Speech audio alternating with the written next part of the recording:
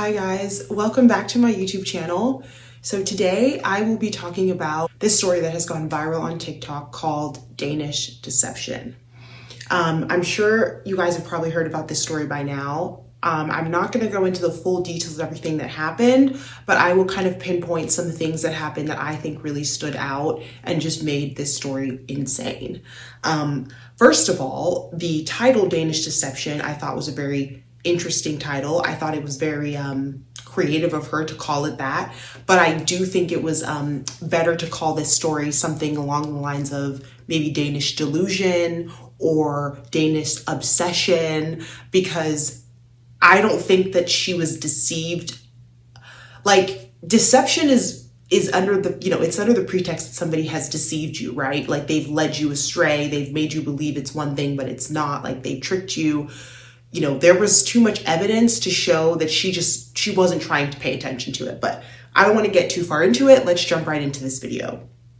Okay, so the first thing I want to talk about is I think that Onyeka came forward with this story because she is trying to cover her ASS, okay? And the reason I'm saying this is because listening to this entire story and everything that went down, she became very aware that there was so much that her ex-husband had done that was 100% illegal, and she was unaware, right? So it wasn't just her friends and family that he stole money from. He stole money from so many other people prior to that. And I think that she's worried that there could also be maybe lawsuits or other things out against him that could also come back on her, right? Considering they were married.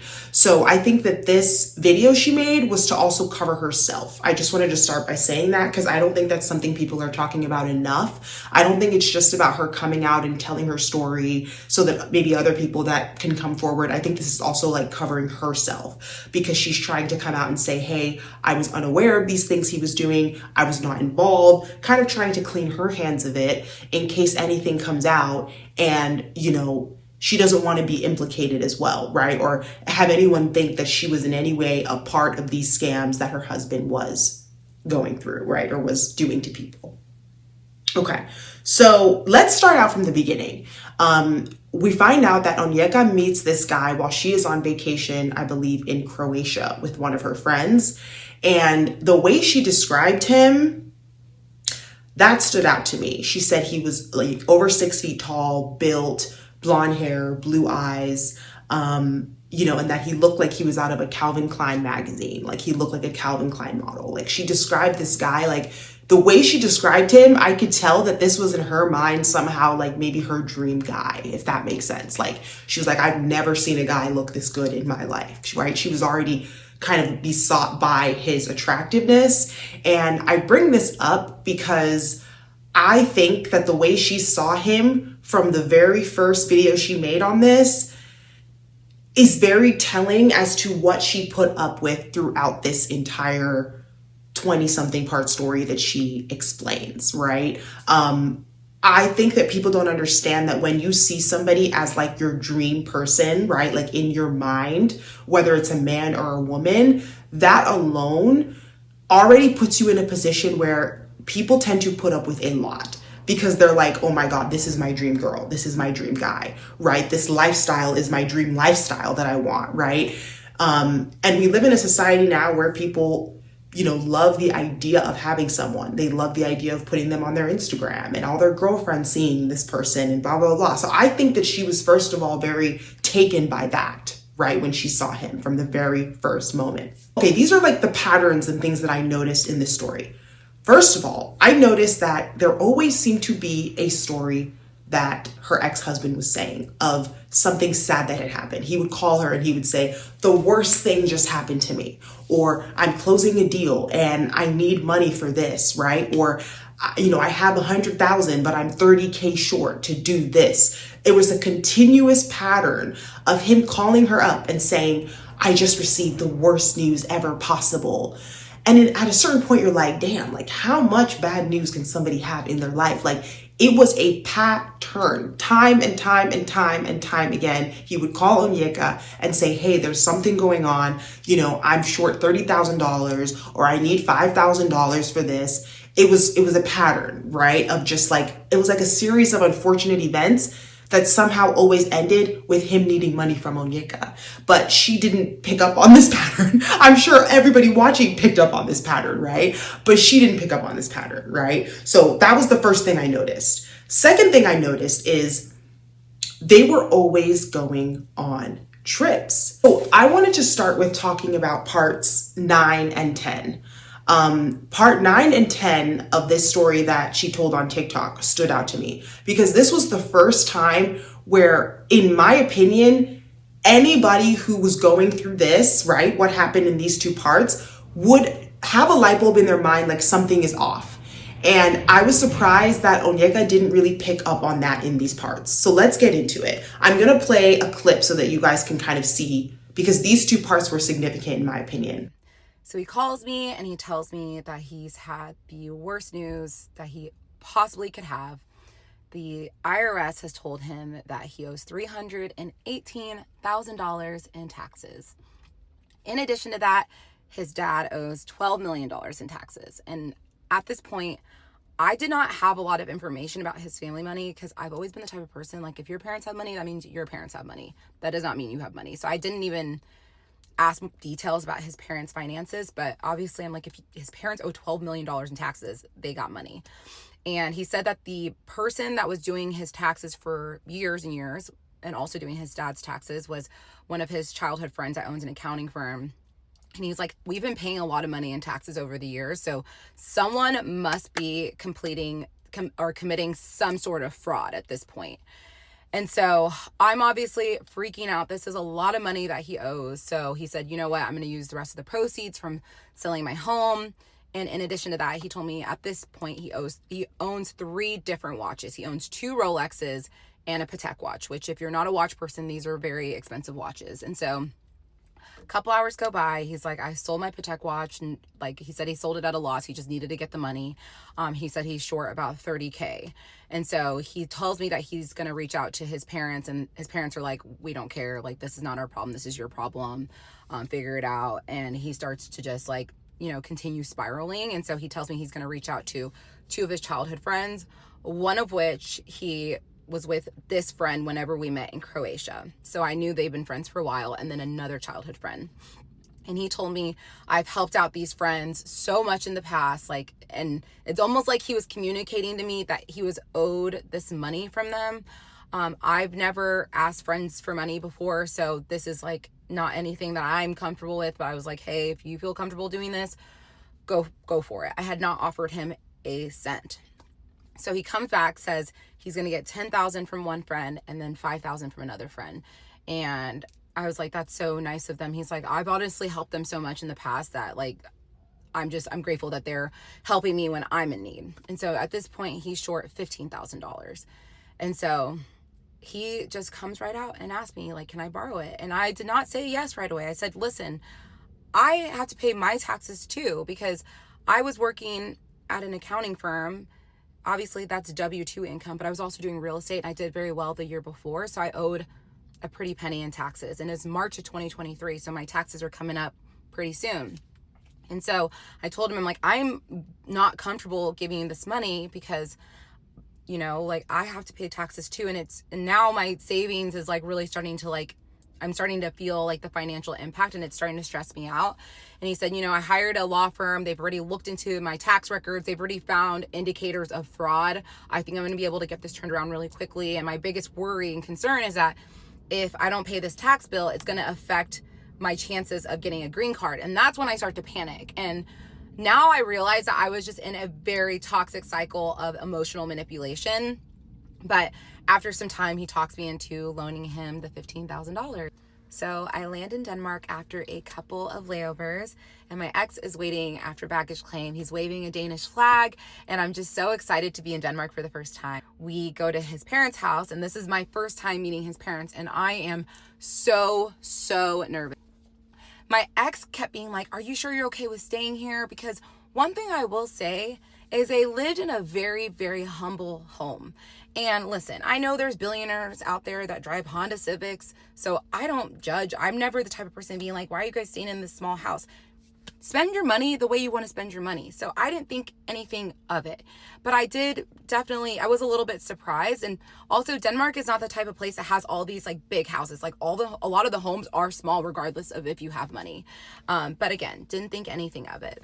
So you guys can see that he's calling her up saying that he owes about, $300,000 in taxes.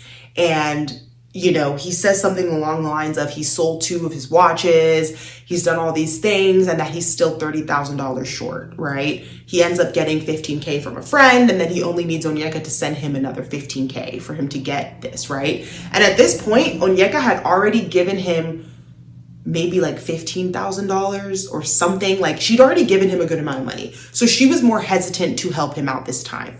He then mentions that if he doesn't get this money, that it could affect his green card, like the ability for him to get his green card.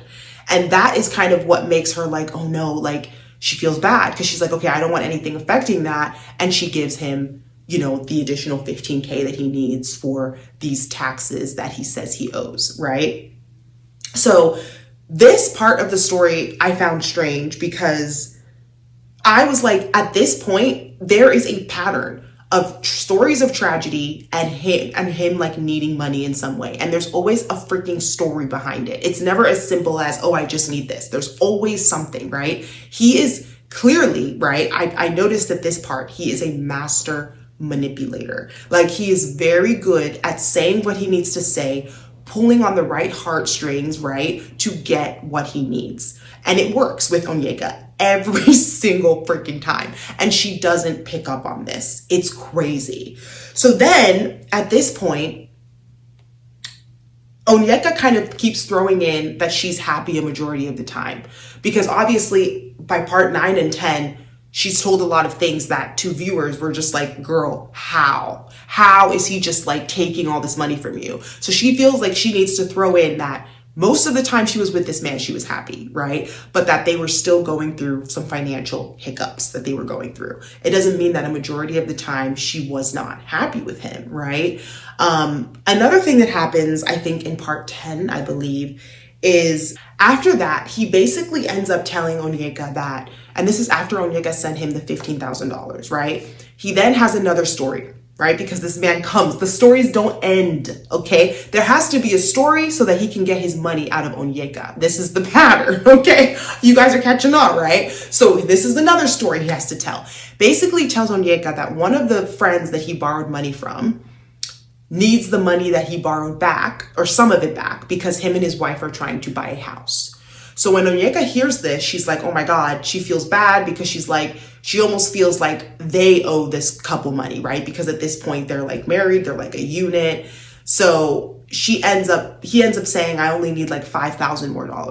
Basically, Onyeka had sent him the $15,000 already. And then she ends up sending him like another $5K, right? For this like couple who needs to buy a house. Another story, okay? Okay, and then the other thing that happened that I thought was interesting is these are the first times to me where my red flags would have been going off. The $15K and then needing another $5K a week later, I'm like, there is a continuous pattern of you constantly needing me to give you money. It's weird, and it's weird for somebody who told her at the beginning that he was a part of the royal family, right? And that he seemed to be doing very well, right? It didn't really make sense. And then after this, she ends up meeting his family for the first time. And this is when I think I would be very, very suspicious of this man. She goes to his family's house in Denmark, right? And this is this family that, that he says was, his royal family, right? That they're part of the royal family. She immediately realizes that he comes from very humble beginnings. Like there didn't seem to be any royalty there whatsoever, right? And in her mind, she's thinking, okay, well maybe they just like to live kind of modestly, right? She's kind of coming up with excuses in her head, like not everybody likes to like live this lavish lifestyle just because they have money. And I think in Denmark, people tend to kind of live in smaller places. That's what Onyeka was saying, that's the vibe. A lot of times you don't walk around and see like huge mansions.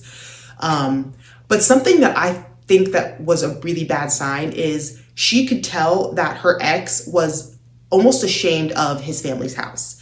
And while they were there, he kept asking her, do you want to go to an Airbnb? Do you want to get out of here? This place is just not nice. So he's almost like bad mouthing his family and where he comes from, right? And he's saying things to Onyeka like, oh, I don't understand how, my family has all this money, but this is how they decide to live.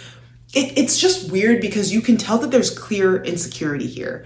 And to me, this would have been a clear sign that this guy is possibly lying to you. Like, why would you go back to the family's house and not think that this is a red flag?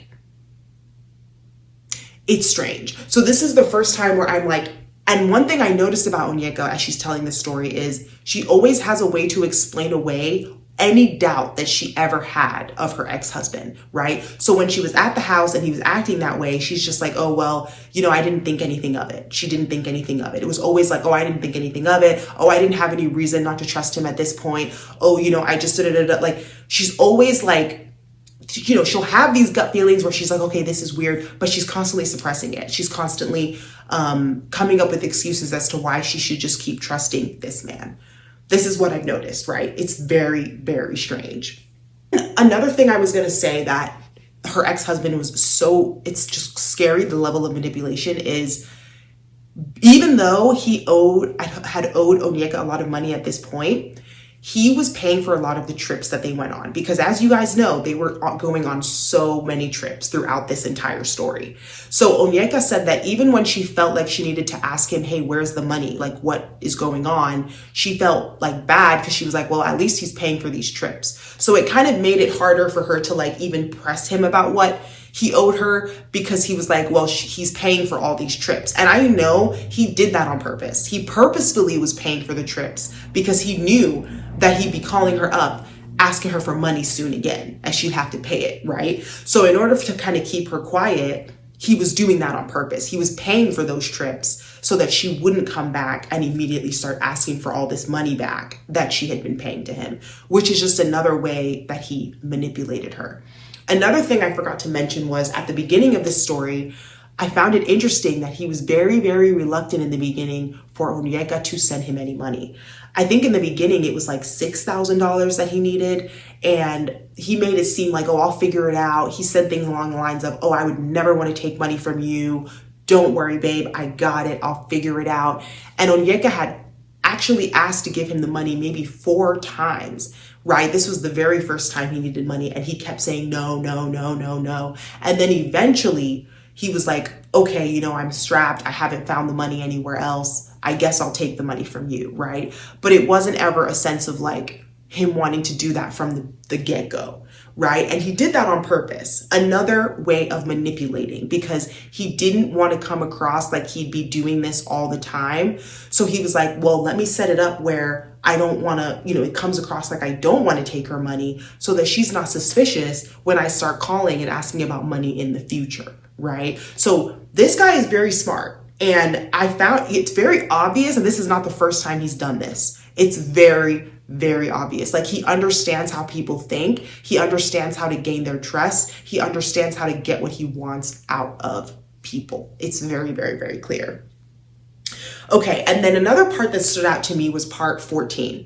And I'm going to play a clip from part 14. So, a couple days go by, and I get a message from one of my really, really good girlfriends, and she says, hey, I've been wanting to reach out to you for some time, but did you know that your ex owes my husband $200,000? And I remember I was like eating lunch. I was next to my ex, I was eating lunch, and I'm just like, I read this message and I couldn't breathe. Like, I literally could not breathe. And I look at him and I go, what the fuck is this? And he was like, oh, well, we were working this crypto deal where we were selling watches at a profit, and he's being super picky about how much profit he wants to get. I'm trying to find the right buyer, but I'll find it and we'll be fine. And I was like, so you kept it, you have this money that you owe this man and you lied to me about it? He's like, well, money's currently in watches and it's gonna be fine. Like, I just need to sell them. And so I was like, okay, even though like it's like red flags after red flags, I'm like, there's something up. So I'm really upset at this point because you don't borrow money from a friend, this amount of money from a friend, and not discuss it with your wife. And so I told him, I'm like, I'm really upset with you that like you didn't talk to me about this, but you know, it's fine. Well, I didn't say it's fine. I just said, this is unacceptable. And I remember that day we really didn't communicate much with each other. We weren't like screaming or fighting with each other. I just like really decided that I wanted to distance myself from him. What he did not know was that I was going to message my friend separately and ask her to ask her husband if the story that was communicated to me by my ex was true. So I asked her, and she responds to me and says, no, this is not correct. And at this point, it's the husband that's communicating. And for the purposes of this playlist and series, I'm going to refer to these individuals as Crypto and Crypto's wife. So Crypto is the one that's responding, and he's saying, no, none of this is true. He told me he had the watches sold a long time ago. He told me he was going to transfer the money, and I've been asking him, and he's been giving me the turnaround time. And, you know, when his dad was in the hospital, I was trying to be respectful, but also like, you know, this is affecting my work because he works very much in crypto. And so I'm reading these messages and I'm still reading it, and I get to the end and he said, and just so you know, I had someone look into the wallet that I sent money to, and it's been linked to a gambling website since 2023. And that's when I realized that he was gambling. And in that moment, I just fully collapsed to the ground. I remember I was in the kitchen and it was like I couldn't even stand anymore. Like, I just collapsed to the ground and I'm just like crying. And he's like, what is it? I'm like, you're lying to me, you're gambling. And he was like, no, I'm not, like, still lying. And I'm just like, just tell me the truth. Be honest with me for once in your life. Tell me the truth. And he's like, I promise you I'm not gambling. And then I grab his face and I pull it to me and I scream in his face. I said, tell me the fucking truth. And he looks at me and he goes, okay, I've been gambling. And honestly, I was just quiet. Like, it was just 30 seconds of just silence, and I like still was not ready to talk to him. But I decided to call Crypto's wife, who's my good friend. And I talked to her on the phone, and the first thing I said, I just started bawling my eyes out. I was like, I'm so sorry. Like, I felt so much guilt, like, that I didn't know that all this stuff was happening, and I had no idea. And I just told her, I'm so sorry. And let me just take a moment and tell you, I don't know if Crypto and Crypto's wife are gonna come forward, but they are two of the most beautiful people I've ever known in my entire life. And after what they went through, like, they had every right to like go to the police and ruin our lives. And instead they had empathy and they had love for me. And they're just like, whatever we can do to support you, like, money comes and goes. Obviously we'll figure that out later, but what can we do to support you? And I just was like, I don't know how to be with someone that lies to me and that I don't trust. Like, I don't know what to do. But, you know, at the same time, like, I got married. We said our vows, and we said in sickness and in health, and this is a sickness. And I have no experience with addiction at all. None, zero. Like, I don't even know where to begin. And so I just start doing research and like looking at like podcasts and reading books. And at this point, I'm still very much distancing myself from him. At this point, I am still in constant communication with Crypto and Crypto's wife. And Crypto tells me, I was wondering, how would you feel about me hiring a PI to look into his past? And I said, 100%, please do it. So this part stood out to me because this was the very first time, right? Or I think it was the first time in this long story that Onyeka realized that Martin, or I'm sorry, I don't know if his name is really Martin. This is what they're saying online. I'll just say her ex-husband was basically taking money from one of her friends. Okay. I think this was the first time, right? Looking at the storyline, part 14. And what I was like baffled by is she ends up setting up a meeting for them to like talk about it, right? And she mentions that after hearing this, she knew that they had a trip coming up because these people were always going on mother effing trips. It was crazy. Like they had another trip lined up right after she found this out. And she didn't want to come across as insensitive to what, that lump sum of the money that he owed them. So she made sure to kind of let them know that they have this trip coming up, but that he will be paying this money back. And like they kind of came to some kind of agreement on that. And what I didn't like about this part of the story was if this was me and I found out that the person I was seeing owed a friend of mine $200,000, best believe that trip would be canceled. That trip would be canceled. And this is what I do not like about Onyeka and this story. And this is why people are also tearing her apart on the internet. What is the issue? What is it with these freaking trips? Like, you can just tell that there was a need for her to keep up this lifestyle. She was caught up in some kind of fairy tale land. I don't know what she was getting from these freaking trips and how they would be more important than you finding out that your partner has basically scammed somebody out of $200,000 and has not paid back a dime. And you're still concerned about a trip? This is why people are pissed off at Onyeka, because where is your head? Where is your head? Like, that is way too much money for you to be worried about any trip. And lo and behold, on this trip, she was, really concerned about going on this trip because she kept saying that she thought that he was going to propose to her. And this is what the issue is. Like, you find out something so awful that your partner could owe somebody that much money, right? And you're still worried about going on a trip to get a proposal. Because that is what Onyeka wanted out of this story, guys, right? Her head was gone. And this is the issue that I have with this entire story. There is a desperate need, right, that Onyeka wanted to have this man be her, it was like her dream, right? This man was her dream man. She wanted that lifestyle of her traveling around, posting on IG, having all her friends meet this amazing man that she's with, her dream man that looks like he's out of a Calvin Klein book. She's caught up in a fairy tale land, and it's making all of her common sense fly out the window. It's gone. It's gone. This is what I just cannot understand. Like, what is the issue? Are you that desperate for a ring? Are you that desperate for a man? What's going on? What's going on?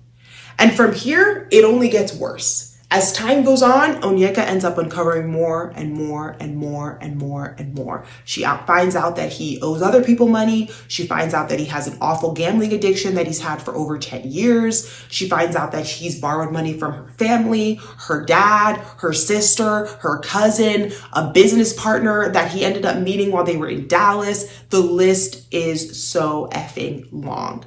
She even finds out that his gambling addiction got so bad in Denmark, right, that he basically had to flee Denmark and he ended up moving to China.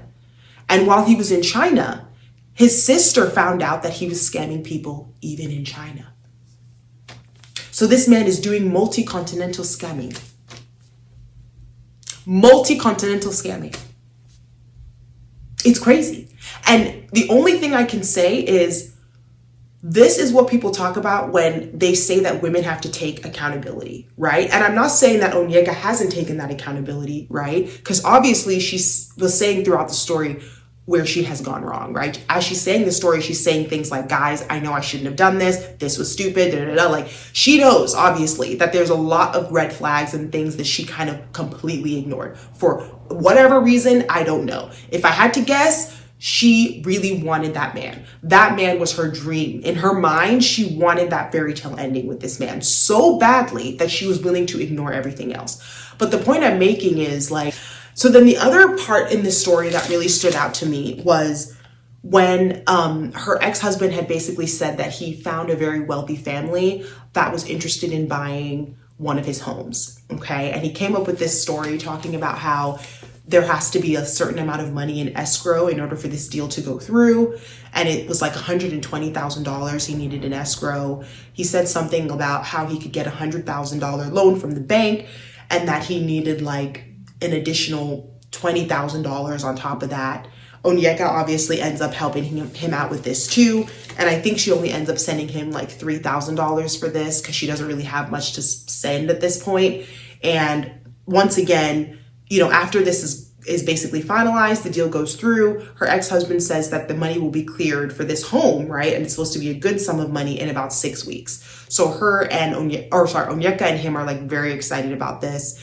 And the next thing you know, her ex-husband says, wow, we should celebrate, you know, and he mentions that they should go on another trip. And he talks about going to Portugal. Onyeka says, well, we don't really have a lot of money, right? At this point, they're like thousands and thousands of dollars in debt here and there. Like, and, you know, her ex-husband says, why don't you just use your credit cards? And Onyeka agrees. And she says that they go on these trips and that he covers some things, but that she's using her credit card to bankroll the rest of this trip. While they're on this trip, Onyeka is still having to work, right? Because she has a normal 9-to-5 that makes her good money. She says well above 6 figures. And at one point she's complaining about her job and saying that it's a lot. And her ex-husband says, oh, well, why don't you quit? And Onyeka decides to quit her job. Crazy, right? At this point, I think that he owes her over $20,000 or maybe even more, right? That he hasn't paid back. It seems like they're in a terrible financial place, but Onyeka thinks this is the perfect time to quit her job, right? And she says that she doesn't regret quitting the job. She regrets the timing of when she quit her job. And once again, I'm sitting here thinking, why did you do it then? Is it because he told you to do it that you felt like you had to do it? If her ex-husband said to jump off a cliff, would she do that too? At a certain point, I'm like, this story is just, it makes no sense. She ends up quitting her job, okay? And they're kind of struggling financially at this point. But once again, why would you quit your job knowing that this man owes you thousands and thousands of dollars that he hasn't paid you back?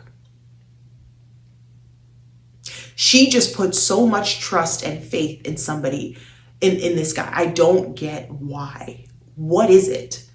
It's so crazy. It's so crazy. And she says that at this point, her reason for trusting him is that she hadn't really caught him in a lie yet. This was before, I guess, she found out that, you know, she's found out all the things she uncovered about him. She was still trusting him fully with everything. So some of the things I wanted to talk about, because when I found out how this story ended, I was like, okay, she ends up getting a divorce. But the way that it ended, it seems like she wouldn't have left him if he didn't leave, if that makes sense. Like, I just felt like she was really, really obsessed with this man. And it was so bad that I almost felt like as she was uncovering things about him, she didn't really have that urgency to leave him like she should have. As things were coming out and she was finding things out little by little, they were still going on trips and acting like everything was fine. You know, and that is what is crazy. And this is why people on the internet are like confused, because they're like, girl, you found out that he's scamming one of your friends and then you guys are going on a trip the next week. Like, what's going on here? It's crazy, you know? But what I want to say just in conclusion to this, because I didn't want this video to be too long, is whenever you're desperate for something, I think Onyeka was desperate to find somebody that she was so proud to probably show off to her friends and family. I know people are mentioning things about race, about how her friend group does not look diverse, and that she hangs out in groups or in in environments and groups that are very much kind of like white spaces. And they were saying that they think that this man was seen as like a prize, right? Not just to her, but even to the circles that she's surrounded by. So she was just so excited to have this man on her arm, you know, and parade him around and say, look at this guy that I bagged. And I mean, granted, I don't think people are wrong in that. I think that anybody can be scammed, but I think that what people are looking deeper into, which I do not disagree with, is the obsession, right? The need that Onyeka had to hold on to this man, even through the lies, the deception, the things she found out, she didn't want to let go. And people are trying to figure out why. What is it about him that you were holding on to dear life for, right? And this is when people start thinking, is it because you see him as some kind of prize because of the groups and the people that you're surrounded by and the lifestyle that you live? Like, what is it, right? And I do agree that there has to be something deeper in there, right? Other people online were saying, oh, it's not about race, right? And that there's deeper things going on and that anybody can be scammed. Yes, I think anybody can be scammed, but I do think race plays a part in this story. I do. I think that the fact that he was able to get so much money, not just out of her, but out of her friends and family, I'm so sorry, but I do think that race plays a role in that. I do. Because I think that there is a level of trusting that comes with people that have a certain kind of skin tone. I think that the way he looks, his attractiveness, and his race all played a part in his ability to scam to this level. All of it played a part. If people want to think that they don't, that it doesn't, that's fine. But I do think that these things play a part. I think that it plays a part because we also find out that he's done this to so many other people prior to Onyeka. She was not the first victim. He was not new to this. This guy was true to this, guys. Like, he had done this for years. He was a professional scammer. He could probably write a book or teach a class on scamming at this point, right? So for somebody to be that good, I do think that the way that he looks only helped him in his ability to scam. I think that it only helped him. So I think that that's something that needs to be unpacked. And the last thing that I'll mention is Onyeka was way too giving. She was way too giving. And that giving spirit and energy that she has is not a bad thing, but I don't think that as a woman, you need to be that giving. I think that we do too much sometimes as women, especially when we have money. Like, put that money away. Put those pockets away. Like, as a woman, if you're doing as well as Onyeka clearly was to have loaned this man so much money, he doesn't need to know that. The man that you're with does not need to know that you can send him thousands and thousands of dollars when he's in need. They don't need to know that. Like, as women, we do too much. Put that wallet away. Put that money away. That man does not need it. Especially a man that says he's a part of the royal family, for God's sakes, and has a job that's making 6 figures. Like, they don't need your money. Put that money away, you know? And I think that people don't realize, especially women, that men pick up on these things. They pick up on a woman who's willing to bankroll them, who's willing to just throw money at them. They know who they can get that out of and which women they would never tolerate that from, you know? So it's unfortunate that we live in this world, but like, I think we have to understand that there are people out there that take advantage of nice people with good hearts. Onyeka seems like a nice person with a good heart, right? Like, she's too nice, she's too giving, she's too everything. And to me, she's a perfect victim for somebody like her ex-husband. Perfect prey for somebody like that. All these nice women who are willing to give their entire life for a man, they always end up with the psycho narcissists. Pay attention, people. Pay attention to the patterns, okay? You never see a narcissist with another narcissist. You never see it. It don't exist because they go find people like Onyeka. Okay. So people need to pick up on these patterns. As a woman, you don't need to be giving all this money out to any man. It's not going to make them love you anymore. It's not. You need to love yourself. You need to value yourself as a woman. And these types of things will not be happening to you. You come first. Your value comes first. I don't know. And I'm saying this because I think that Onyeka definitely struggled with these things, with how she sees herself and maybe even with the value that she has for herself. Because I don't understand how any woman could have gotten into this situation as bad as it was for her. I don't understand how she didn't leave. So yeah, those are my thoughts on this whole thing. I just had to put this out here because I've been listening to this story and I had a lot of things to say on it.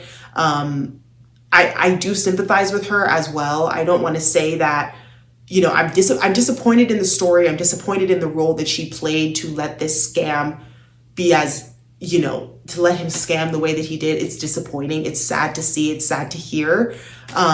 But I think that as women, we can learn a lot from this story, right? We need to listen and keep our ears peeled. We can learn a lot from this story. And the last thing I'll say is,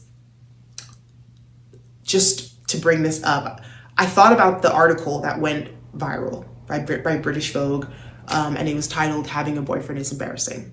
Okay. And the reason I'm talking about this, and I'll close this video out with this, is in the article, there was a lady who criticized this British Vogue article and was saying things like, basically she was saying that as women, we're so quick to blame men, right? And say that, oh, men ain't shit, and like they're in the dating world, they're awful, they're terrible, we go through this, we go through that.